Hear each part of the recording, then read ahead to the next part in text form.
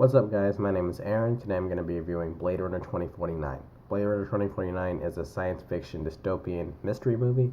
It's directed by Denis Villeneuve and it stars Ryan Gosling, Harrison Ford, Ana de Armas, and Jared Leto. It's a sequel to the original Blade Runner movie, and it basically tells the story of Officer K, who's with Ryan Gosling, who's trying to uncover this mystery, and that's basically all I'm going to say about the movie. But it is a continuation of the original movie. I was looking forward to this because Blade Runner is one of my favorite movies of all time. It's probably my top 10 favorite movies, and any more time in this kind of universe it's just going to be up my alley. And I do think, even though I was kind of apprehensive about the movie because I thought it was going to be kind of a cash grab, when they got the director Denis Villeneuve, who's just an amazing director, he's one of the best directors out right now, I felt more assured in this. And Ryan Gosling always doesn't do crappy movies, so I was really assured about this movie, and I think this is probably my favorite movie of the year. I don't know if there's anything else that can really top this, maybe Good Time or The Beguiled, but yeah, this is definitely my favorite movie of the year so far. The best thing about this movie is the atmosphere.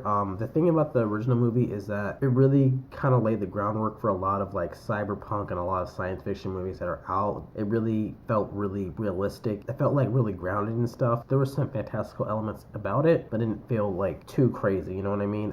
And this movie definitely does the same thing. They blend CGI and practical effects really well. It makes it feel like it's not even CGI. It just feels like a real world, and you just want to kind of live in that world. And that was probably one of the best parts about this movie, just how realistic they make it look. The spinners, the different gadgets that they have in the movie, it's just really well done. The cinematography is gorgeous.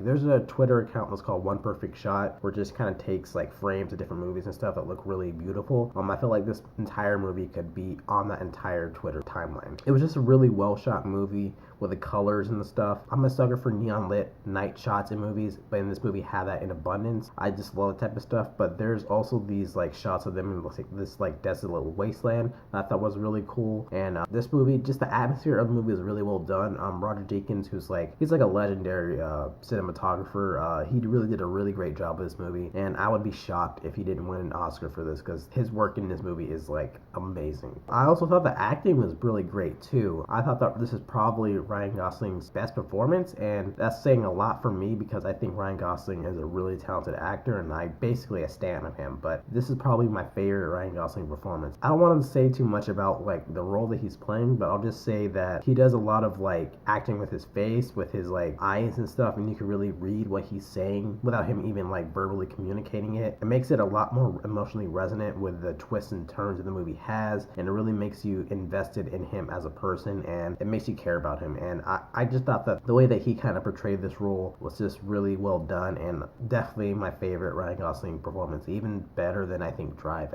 I thought Ana de Armas was really good too. I don't want to say too much about her, but I thought that her and Gosling had nice chemistry that kind of made you feel for the characters. And usually in movies, I feel like Harrison Ford kind of sleepwalks through his roles, but I felt like he was actually really trying in this movie, and he was pretty solid in this. He wasn't in it a lot, but he did a good job with the material that he was given. Jared Leto was also pretty good too. He wasn't in it that much. That's probably the negative of the movie, but I think he did a solid job with the kind of limited role that he was given. I love the themes, the messages, and the questions that the movie brings up about the society and human versus robot interactions and stuff. It just actually felt really refreshing for a blockbuster movie to have real type of thematic, material about it. Usually in these type of movies, whenever they give you that type of stuff, like the Ghost in the Shell movie, it's really surface level and it doesn't really address anything. They just kind of say it and just okay, that doesn't really matter. But with this movie, it really had a real brain about it, and I do appreciate the filmmakers for really trying to have a message and themes and stuff. I also love that even though the movie is really cold and bleak looking and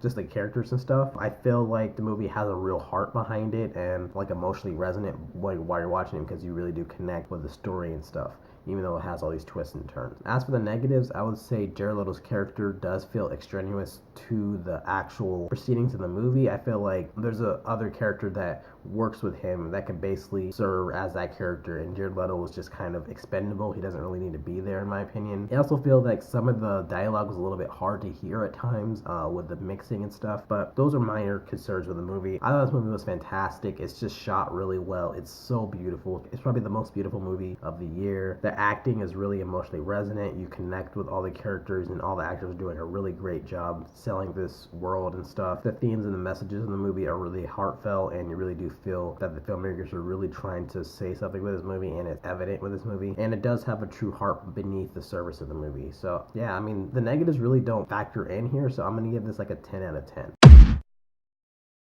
I think this is at least on the same level as the original movie, and that's like a really weird thing for me to say because the original movie is one of my favorites, but yeah, this movie is great. So yeah, those are my thoughts on Blade Runner 2049. What are you guys' thoughts? Did you like it? Did you hate it? Let me know in the comments what you thought, and thanks for watching. Thanks, guys. Bye.